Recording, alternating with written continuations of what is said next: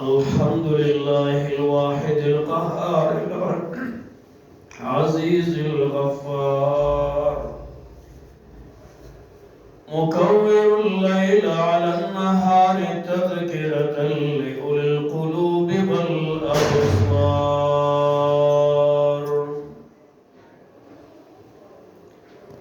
وتبصرة لذوي الألباب والاعتبار الذي أيقظ من خلقه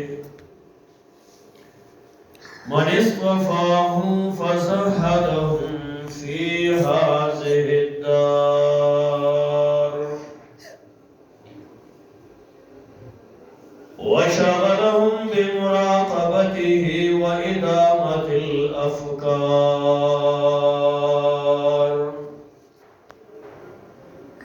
وملازمة الاتعاظ والذكار ووفقهم للدأب في طاعته والتأهب لدار القرار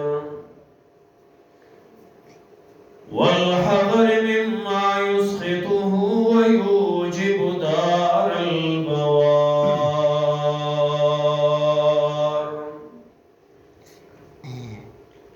أحمده أبلغ حمد وأزكاه وأشمله وأنماه وأشهد أن لا إله إلا الله وحده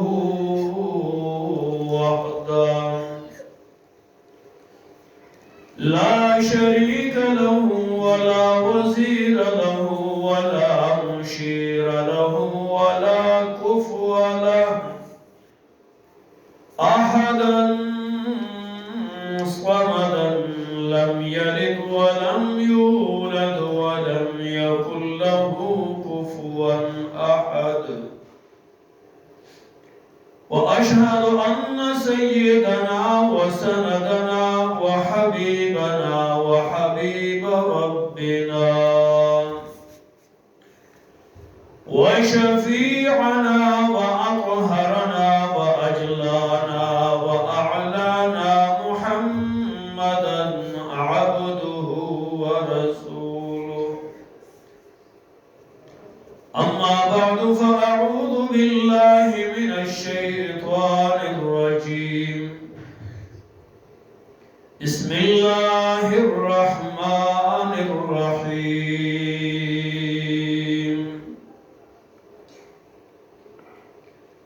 قل هو الله أحد الله الصمد لم يلد ولم يولد ولم يكن له كفوا أحد.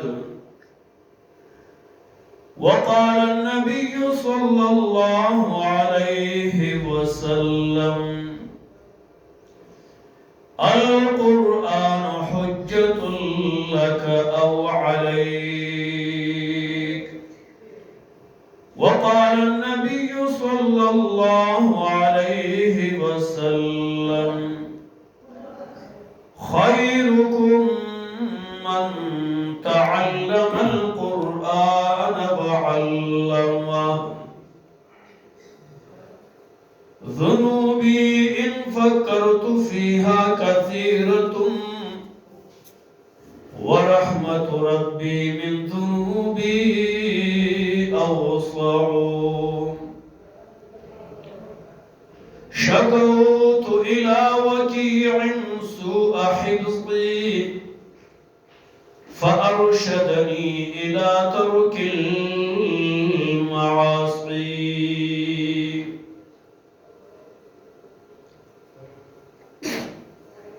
درب کائنات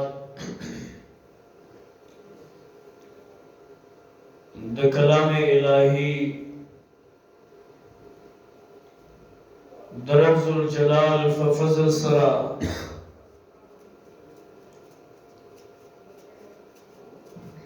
هم مانن او لفظن فتراویح کی درب العزت ففضل سرا اختتام فضیل تورسید.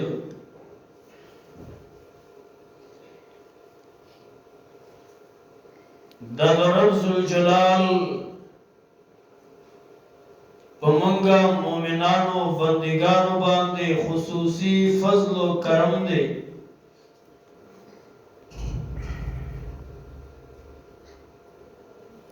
چی دا رب ذوالجلال ففضل سرا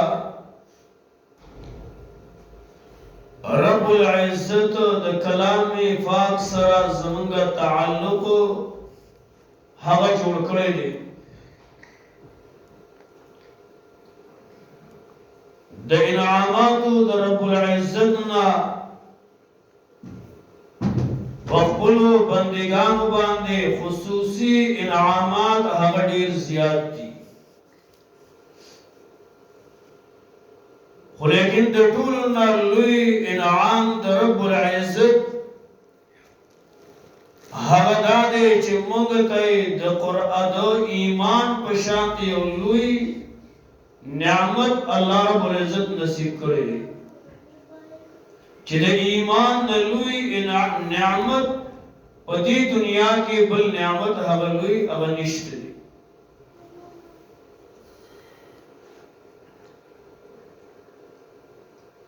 د قرآن کریم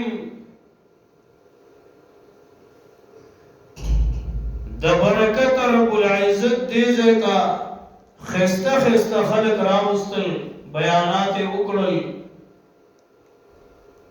الله دې د هغوی عمرونو کې په علمونو کې برکت واچي. الله دې د هغوی قدمونه برکتي کړي. رب العزت دې د هغوی په یو یو قدم باندې پراتو بدو هغوی له جزای خیر ورکړي. د دنیا د پیدایش نه چې دا نظام رب العزت پیدا کو، نو د دې نظام د پیدایش نه زر کاله مخکې رب العزت سوره طه او سوره یاسین دا په ملائکو باندې ولوست. چې کله هغوی کلام الهی واورید نو هغه ملائک یو وینا کوي او هغه وینا سناشنا انداز کې او ساجبه الفاظ دا هغوی د خلونا رب العزت هغه راایستی. هغه ملائک وی طوبى لأمة تنزل عليها هذا. دهغه امت دفارا خوشحالی دا چې دا کتاب په هغوی باندې نازلیږي. او بیا وی وطوبى لأجواف تحمل هذا. د هغه سینو دوپارا خوشحالی دا چې دا قرآن کریم به هغوی باری هغوی به اوچتوي او په سینو کې به ورته ځای ورکوي. وطوبى لألسنة تتكلم بهذا. د هغه ژبو دپاره خوشحالي ده چې په دې باندې با کلام کوي، خبرې به کوي، گویائی بقیدہ کلام پاک بلولی دا هغه امت د پاره خوشالي ده چې قران کریم په باوی نازلي دا هغه سينو د پاره خوشالي ده چې دا مباري او دا هغه جبو د پاره خوشالي ده چې دا کلام پاک بلولی دا امت ډیر عظیم امت دی ځکه امام الانبیاء د دوی امام دی د دوی پیغمبر دی او بیا په ټولو کتابونو کې اعلی کتاب چې ټول کتابونه او ادیان د هغې په وجه باندې منسوخ دي چې هغه قرآن پاک دی نو د ټولو نه لوی کتاب الله نازل کړی دی او هغه پیغمبر چې نورو پیغمبرانو د هغه د امت کېدو خواهش کړی دی چې موږ د دې پیغمبر امتیان وګرځو لکه عیسی علیه السلام د هغه د رب العزت نه دا دعا وه چې رب ما په دې امت کې وګرځي د هغه دعا رب العزت قبوله کړې ده او راضي به د دجال مقابلې له رب العزت رالیږي د پاس اسمانونو نه داسې یو عظیم امت خو لیکن هغه عظیم امت هغه خپل کار هغه پرېښودی دی قرآن کریم ته اشاره کړې ده سفیان ثوری رحمه الله وی انزل القرآن للتدبر وجعلوه للتلاوه قرآن کریم د فاره د تدبر او د سوچ فکر نازل شوی دی او د خلکو صرف د تلاوت لپاره وګرځو او دا حقیقت دی منګه صرف په تلاوت کې ثواب غنو چې په دې کې رب العزت ډېر زیات ثواب ورکړي خو لیکن مانن من په هغه کې سوچ او فکر نه کوو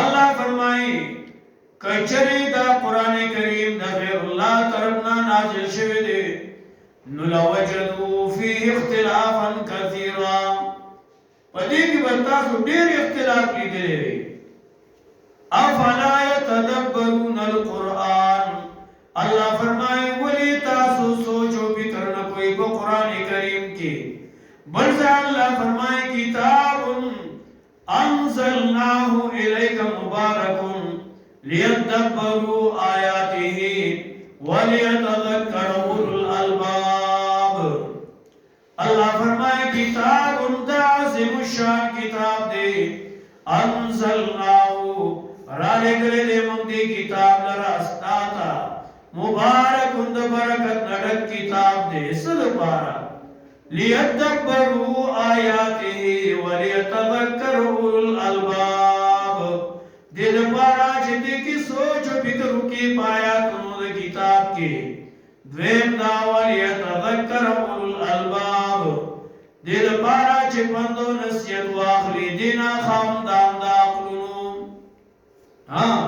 نو دا اللہ عظیم احسان پاگا چابانی دے چھ ہوئی تا اللہ رب العزت دنا سے توفیق ورکڑے دے او ہوئی تا لقب اللہ سور کرے دا اولو الالباب خاندانا دا عقلون دی قرآن کریم نزول دا صد پارا شوی دی انبیاء اللہ صد پارا رہے کر لنخرج العباد من عبادت العباد الى عبادت